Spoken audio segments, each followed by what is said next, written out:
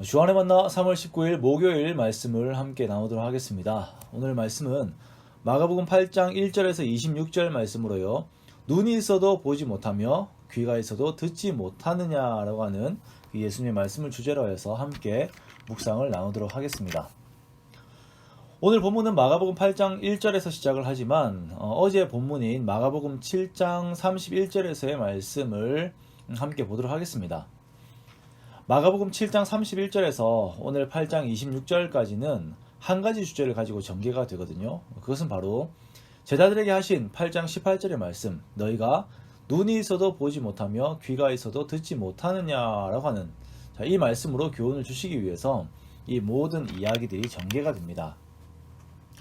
예수님께서는 예수님에 대한 제자들의 영적인 눈을 뜨게 하시기 위하여서 계속적으로 가르치시고 보여주시는 일들을 반복하십니다. 이것이 바로 제자 훈련이죠. 여러 가지 표적들을 통하여서 말씀하시고자 하시는 그 내용은 예수님께서 하나님이시라는 것과 그리고 사람들에게 이미 주어진 그 하나님 나라의 중심과 그 능력에는 예수님께서 계시다라고 하는 이것을 말씀하시고자 합니다. 그러나 제자들은 이것을 바로바로 깨닫지 못해요. 먼저 마가복음 7장 31절의 말씀은 예수님께서 한 귀먹고 말 더듬는 그 사람을 고쳐주시는 이야기가 나옵니다. 저도 말을 더듬었네요.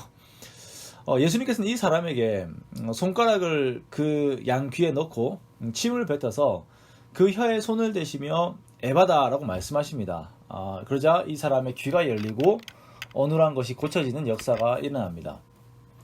자, 그 무렵에 즉 예수님께서 귀가 안 들리고 말이 어눌한 자를 고치신 그쯤에 사람들이 예수님께 많이 몰려옵니다. 예수님께서 이 사람을 고치셨다라고 하는 그 소문이 퍼졌기 때문이겠죠.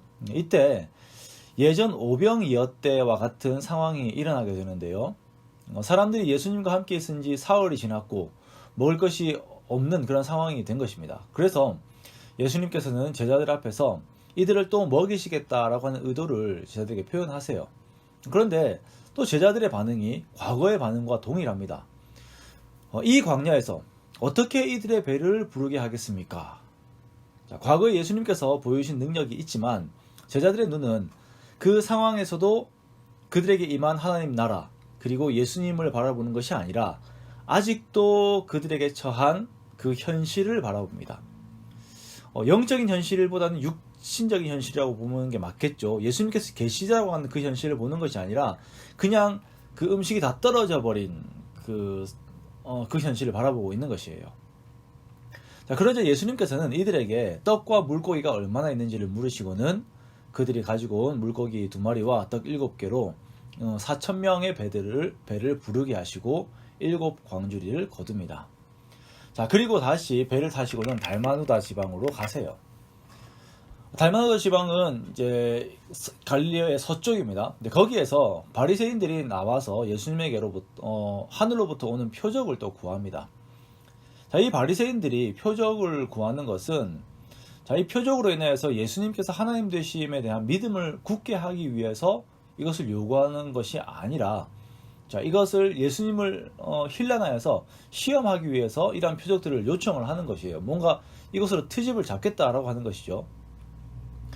예수님은 마술사나 서커스를 하는 사람이 아닙니다. 예수님이 하시는 모든 이적의 내면에는 하나님 나라와 예수 그리스도를 나타내고자 하는 그 사인이 있어요. 표시가 있어요. 그래서 이것을 그냥 이적이라고 하지 않고 표적이라고 합니다. 자, 그런데 바리새인들은 그들의 종교적인 지위를 확고히 하고자 교만한 마음으로 예수님에게 이런 요청을 하고 있는 것이에요.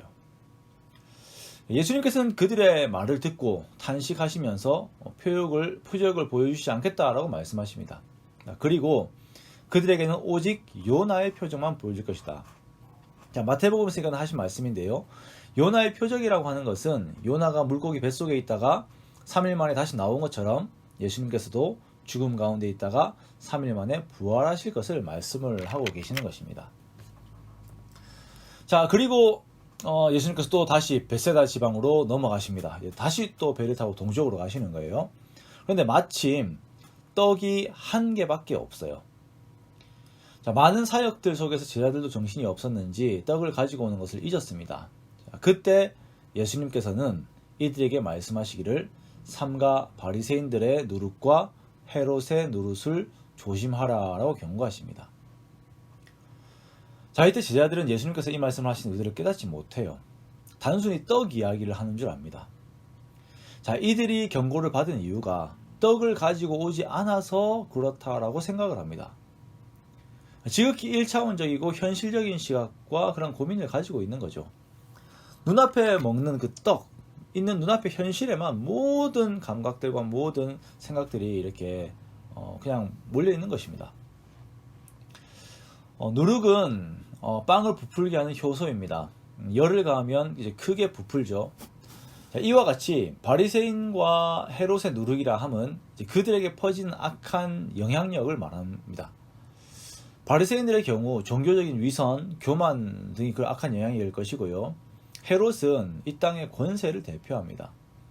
자, 그러한 것들이 세상을 살아가는 큰 방법론인 것처럼 제자들의 정신세계를 장악하지 못하도록 늘 깨어 있으라라는 것이에요. 끊임없이 현실을 보고 끊임없이 눈앞에 있는 떡에 대해서만 관심을 가지는 제자들에게 오병이어로 5,000명을 그리고 칠병이어로 4,000명을 먹이신 것을 다시 되새기게 하시면서 정말 사람이 떡으로만 사는 것이 아니라 하나님의 말씀으로 사는 것임을 예수님께서 다시 가르치고 계시는 것입니다. 계속적인 제자훈련 속에서 가르쳐주시고 보여주시고 깨닫게 하시는데도 불구하고 예수님의 가르침을 깨닫지 못하는 제자들의 모습이 너무 답답하죠. 이들은 눈이 있어도 보지 못하고 귀가 있어도 듣지 못하고 기억도 못해요. 영적인 모든 기관들이 마비가 되어 있어서 예수님에 대한 것들은 전혀 인식을 못하고 멍하게 세상만 바라보고 있는 것입니다. 이에 예수님께서는 벳세다에 도착하셔서 사람들이 데리고 온 맹인 한 사람을 고치십니다. 이 사람의 눈에 침을 뱉으시니 한 번에 고치지 않았어요. 눈앞에 사람이 보이는데 나무 같은 것들이 걸어가는 것좀 희미하게 보인다라고 이 맹인이 이야기합니다. 그래서 다시 안수하시니 이제 그가 또렷하게 볼 수 있게 됩니다. 자, 이 맹인의 모습, 그리고 앞에서 말한 귀먹은 자의 모습, 누구의 모습입니까? 바로 제자들의 모습이에요. 귀가 있지만 들리지 않아요. 눈이 있지만 보이지 않아요.